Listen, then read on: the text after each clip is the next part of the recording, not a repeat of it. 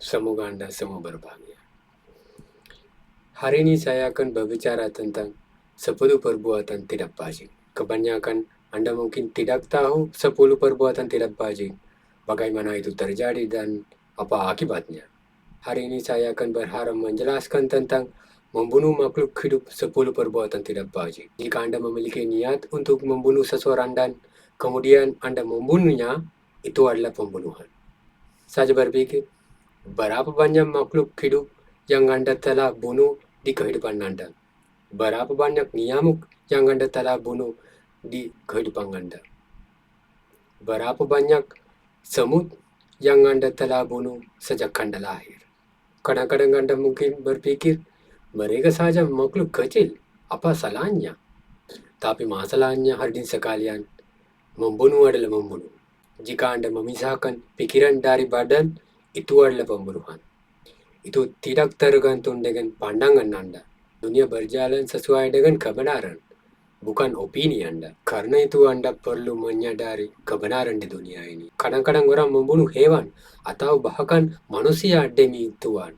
Pada saat itu mereka percaya bahwa itu akan membantu mereka terlahir dengan para dewa. Jika itu benar hadirin sekalian, mengapa mereka tidak bunuh diri untuk terlahir dengan para dewa? Karena itu bukan kebenaran hadirin sekalian. Jika Anda mencoba membunuh atau melukai makhluk hidup lain, itu adalah perbuatan tidak baik. Anda harus menerima akibatnya di kehidupan ini atau kehidupan berikutnya. Bahkan Anda percaya kelahiran kembali atau tidak. Anda harus menderita jika Anda suka atau tidak suka. Saya akan memberi sebuah contoh cerita sejati yang terjadi lama sekali. Dahulu kala ada seorang koboi. Suatu hari ketika dia sedang membuat secangkir teh, tiba-tiba dia melihat seekor lalat terbang di sekitarnya. Dia mencoba beberapa kali mengusir lalat itu, tetapi itu tidak berhasil. Akhirnya dengan marah, dia menangkap lalat itu dan memasukkannya ke dalam cangkir teh yang sedang mendidih. Lalat itu mati terbakar dalam teh panas. Apa Anda berpikir? Mungkin Anda berpikir, apa salahnya? Itu adalah kejadian kecil. Tapi masalahnya hadirin sekalian, karma adalah karma.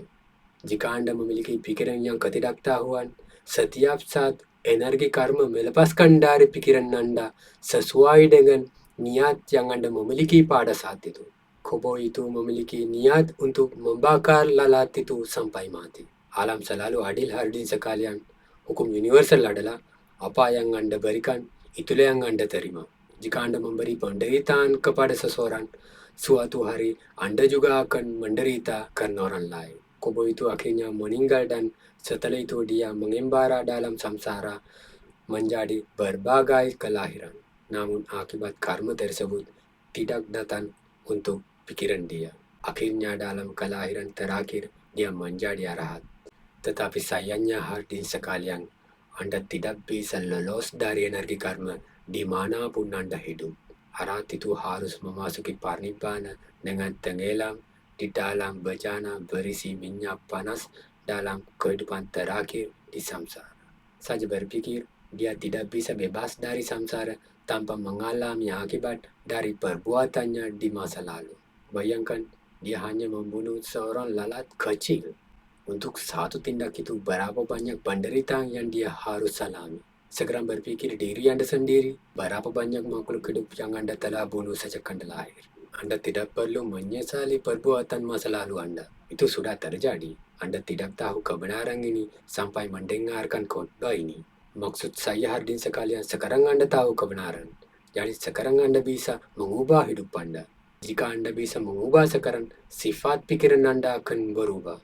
Jika pikiran Anda berubah, sesuai dengan itu, kelahiran berikutnya akan ditentukan. Setelah itu Anda tidak perlu lagi khawatir tentang perbuatan masa lalu Anda.